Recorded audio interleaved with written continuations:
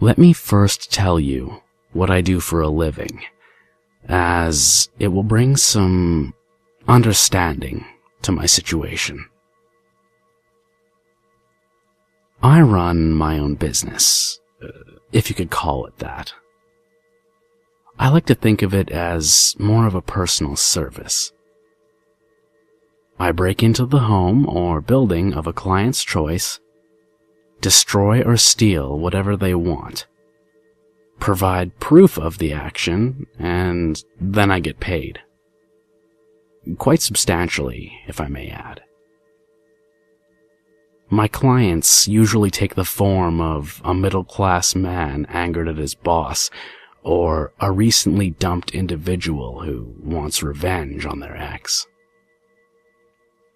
Essentially, I do the work that one has the anger and desire to do, but doesn't have the actual nerve to do themselves. It paid well, and it gave me some interesting places to explore, so I've been quite content with the job. About a few weeks ago, I received a usual call for what I expected to be a usual job. The caller requested me to break into an abandoned home not too far from my area. He requested me to receive a few recordings of sorts. VHS tapes, cassettes, DVDs, they didn't really matter. All he cared about was any that looked interesting, as he described. Despite the fact that information is important in my work, he didn't tell me anything that would be useful. He wouldn't even tell me anything about himself, which almost made me turn him down. However, he offered a rather impressive payment. When the caller had mentioned abandoned home, I had expected the location to be away from the local population, and generally safe to break into during the day.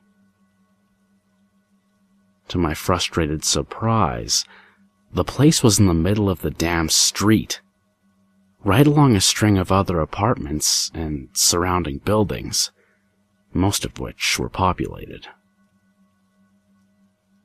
People on the sidewalk strolled past it, sometimes being taken aback by its derelict state. I came back after dark, and it was just how I wanted it to be. There were no pedestrians anywhere, there were no lights on in the surrounding structures, and it appeared to be an easy target. The home stood 2 stories, with a small attic at the highest point. It didn't look like the most enjoyable place to live, even before it had aged. The best word I can think of to describe its living quality would be confined. It appeared to have only a single window, which was on the attic level. The front door, what I believed to be the only entrance, had an unnecessary amount of locks on it, all of which were now rusted away. It opened with a mere tap from my foot. I should probably state here that though I don't have nyctophobia or anything of that sort, I enjoy dark abandoned buildings as much as the next wandering man. By my first step into the house, I wanted that job done fast. What I'm saying is that I wasn't paying attention to specific details at the time of both the home and what may have been in there.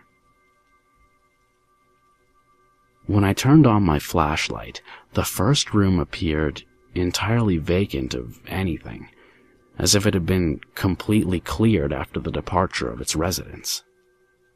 This was both good and bad in my situation. This meant that the room was free of obstacles, but also meant that I would need to search more of the home. I wasn't excited. There were other homes around, but I figured I would be fine if I at least kept the noise to a low level. The place hardly had windows, after all. I had gone up the stairs to find a similar area, an empty room with nothing that I was looking for. This meant yet further worse news. I would have to check the attic. Though I wasn't severely frightened by the dark, I would have been lying if I said I didn't have a discomfort with tight places. The attic was accessed by a standard pull-down stairway on the ceiling of the upstairs room. It took a couple of jerks to budge, but it came down without much resistance. A large cloud of dust covered my view for a few seconds, which made me realize just how old the place really was. Each step of the stairway made a high-pitched creak, to where it became more irritating than unnerving. The last step brought me inside the attic, which showed the only window in the house. A bit of moonlight shone down into the small room, which helped ease my tension by a small, yet meaningful amount. Scanning the room, I caught eye of a few boxes in the corner. There were 3 aged cardboard boxes, all packed with a number of old VHS tapes. No DVDs, though the place was so old that I didn't expect to find any. I was still in a rush to get out of there, so I didn't take much time looking through them. Hell, I didn't even pick out a few. I just grabbed the heaviest box and dragged it to the ladder. I didn't realize exactly how much was in the box until I had dropped it to the floor, in which it made a rather loud crash that seemed impossible for its size. Several tapes most likely broke in the process, though I didn't stop to check. I just wanted to be out of there. When I reached the bottom of the ladder, I didn't bother putting it back up. This is where I first noticed something strange. When picking the box back up, I saw a small red light in the corner of the room, like a form of dot. It wasn't moving, but I still stormed to the stairs. I grew paranoid. Investigating it wasn't my concern. I arrived at the top of the stairs, and I observed something else. The house had another level, which I assumed to be a basement. There was another stairway leading downwards that could only be seen if one was looking down the stairs at the second level. At the bottom of this stairway was another faint but noticeable red dot. I was carrying the heavy box of tapes, so I didn't have a hand to shine my flashlight on it, nor on the previous one. Then, I tripped. There's no other way of describing it. I tripped and tumbled down the entire fucking stairway, all the way back down to the first floor. I should have broken a leg or my back in the process, but the box of tapes managed to break my fall in a rather miraculous way. The VHS tapes scattered all across the bottom of the stairs. I picked up the 3 tapes that were closest to me. My body hurt like hell, but I was more focused on the fact that I had just made a noise similar to a damned police raid. I made it back to my car and then my home without issue. I woke up the next morning with aches all over, but I hadn't gotten caught, which was what I cared about. I called my client numerous times. Just as I'd predicted, he never answered. The number he gave me didn't even have an answering machine, as if it had been disconnected.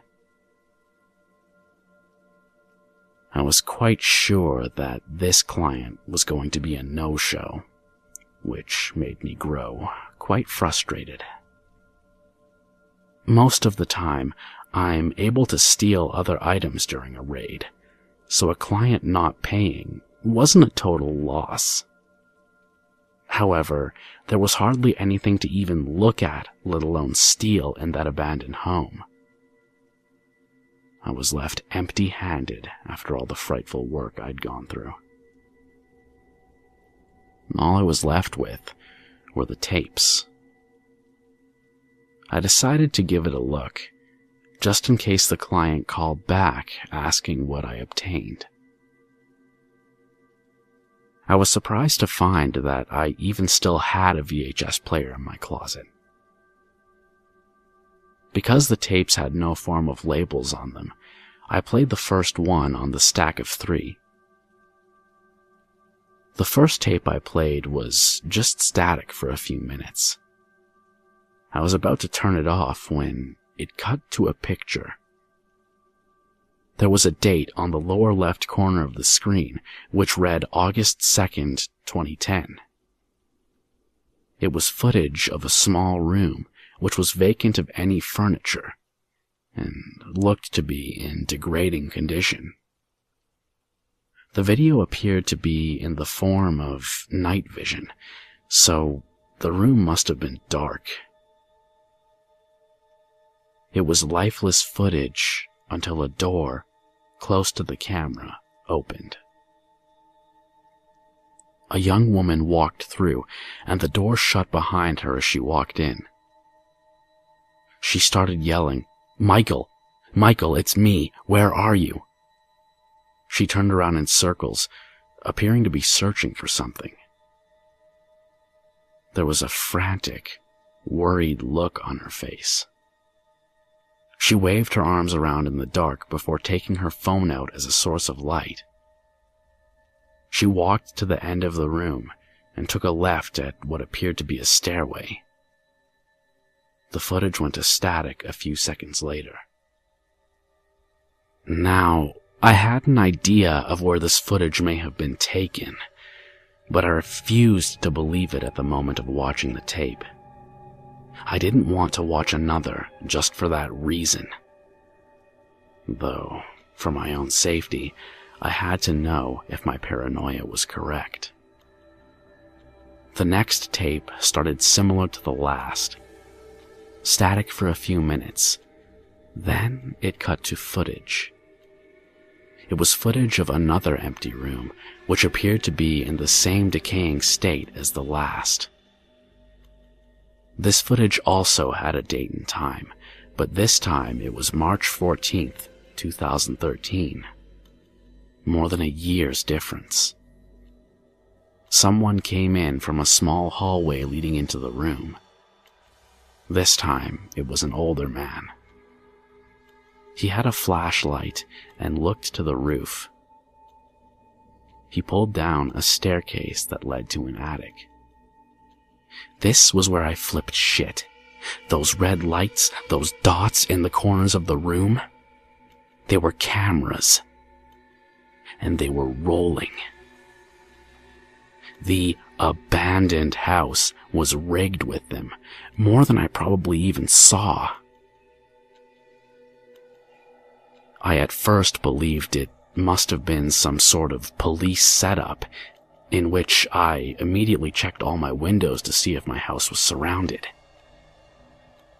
I thankfully found nothing. I went back to the tape, and the recording showed the man climbing up the ladder into the attic. He too looked as if he were searching for something or someone, but he never actually spoke. He also never shone his flashlight around the room, so I doubt he even noticed the camera. A few seconds after he was in the attic, the footage ended. But I did notice something. Just moments before the footage ended, the camera moved, as if it was picked up just at the last few seconds. I went immediately to the third and final tape. This tape was viewing the stairway. It appeared zoomed in, like it was down another level, but still focusing on the first to second floor. At the top of the stairs was the same man from the previous tape. Since I had dropped the tapes down the stairs when I collected them, I must have been lucky to grab the two continuing tapes. The man in the footage appeared injured this time. He clutched his left arm, which looked to have blood running from it. He stumbled with each step as he progressed down to the first floor. When he was just about at the bottom step, he fell, probably out of exhaustion. At the top of the stairway stood a figure. It looked to be a person, about 6 feet tall, but I'm not going to make any assumptions that it was human. It walked down to the man, and then began to drag him by his uninjured arm. The man put up a little struggle, which led to him being kicked in the head by the thing. It moved the man down the second staircase, the one I believed led to a form of basement. The figure was close enough to the camera to where I could make out its face, or at least what was covering it. It wore a mask, which looked to be an old rag with holes cut for each eye and tears covering the fabric. The skin exposed by the holes was a dark, bloodied gray, which led to me being more content that its face was covered. It stared at the camera for a moment, with blurred, yellow eyes that made myself feel more uncomfortable. It then picked up the camera and turned it around to reveal a door at the bottom of the staircase. The being picked the man up, opened the door, and kicked him inside of another room which appeared to be empty. The door was quickly shut once the man went in. The camera viewed the door for the next few minutes. The picture remained still. The sounds, however, didn't. Behind the door, there were many rapid scratching noises, as if the walls were being scraped. The injured man inside the room began to scream. So did other voices.